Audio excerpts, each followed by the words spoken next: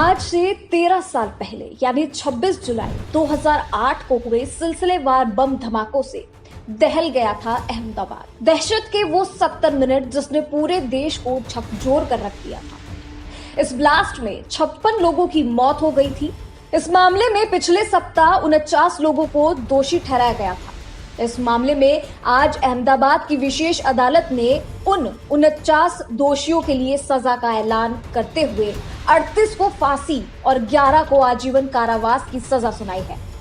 इस घटना में 56 लोगों की मौत हुई थी और साथ ही 200 लोग घायल हुए थे। ये फैसला अहमदाबाद की स्पेशल कोर्ट के जज ने सुनाया है।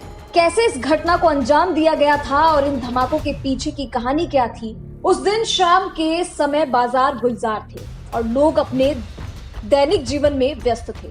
अगले ही पल आने वाले खतरे से हर कोई अनजान था। शाम के 6:30 बजे होंगे जब बाजार में अचानक जोरदार धमाका हुआ। लोग सहम गए। वो कुछ समय समझ पाते तब तक एक के बाद एक लगातार 21 धमाके और हो गए।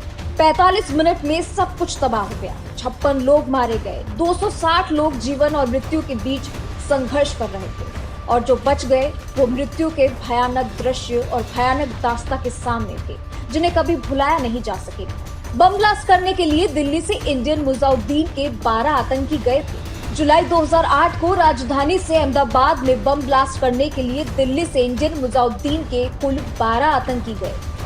22 जुलाई को 3 आतंकी गए थे जिसमें आतिफ अमीन, मोहम्मद साजिद और मोहम्मद शैफ शामिल थे। धमाके के बाद गुजरात की सूरत पुलिस ने 28 जुलाई से 31 जुलाई 2008 के बीच शहर के अलग अलग इलाकों से 29 बम बरामद किए थे। ये धमाके भीड़ भाड़ वाली जगहों पर दहशत फैलाने के इरादे से किए गए थे। ऐसे दावे किए गए थे कि विस्फोट से कुछ मिनट पहले इंडियन मुजाहिदीन का एक ईमेल आया था कि गोधरा का बदला है, रोक सको तो रोक लो। गुजरात पुलिस के सामने चुनौती बड़ी हुई थी क्योंकि इसी अवधि के दौरान आतंकवादी समूह इंडियन मुजाहिदीन द्वारा हस्ताक्षरित सीरियल धमाकों की कई घटनाओं का पता नहीं चला था, जिसमें बेंगलुरु, जयपुर, मुंबई, वाराणसी में विस्फोट शामिल थे। गुजरात में हुए इन धमाकों के मामलों की जांच क्राइम ब्रांच के पुलिस कमिश्नर आशीष भाटिया की अध्यक्षता में अहमदाबाद की सिटी क्राइम ब्रांच की विशेष टीमों को सौंपी गई। हालांकि इस मामले में 1 फरवरी 2022 को फैसला आना था, लेकिन जज AR पटेल ने कोरोना संक्रमित होने की वजह से फैसला टल गया और अब अदालत ने अपना फैसला सुना दिया है। अहमदाबाद में सिलसिलेवार बम धमाकों में बेगुनाह लोगों की जान तो चली गई थी।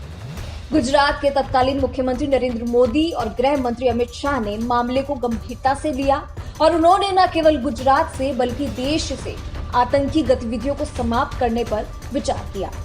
इस मामले में इन आतंकवादियों को गिरफ्तार करने के लिए गुजरात सरकार के नेतृत्व में एक विशेष पुलिस दल का गठन किया गया था।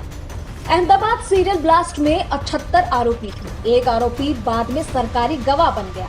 इस कारण कुल 77 आरोपी बचे रह गए थे। 13 साल की चली इस सुनवाई के दौरान 1163 गवाहों के बयान दर्ज किए गए थे। पुलिस और कानूनी एजेंसियों ने 6000 से ज्यादा सबूत पेश किए थे। 8 फरवरी को स्पेशल कोर्ट ने 49 आरोपियों को दोषी करार दिया था।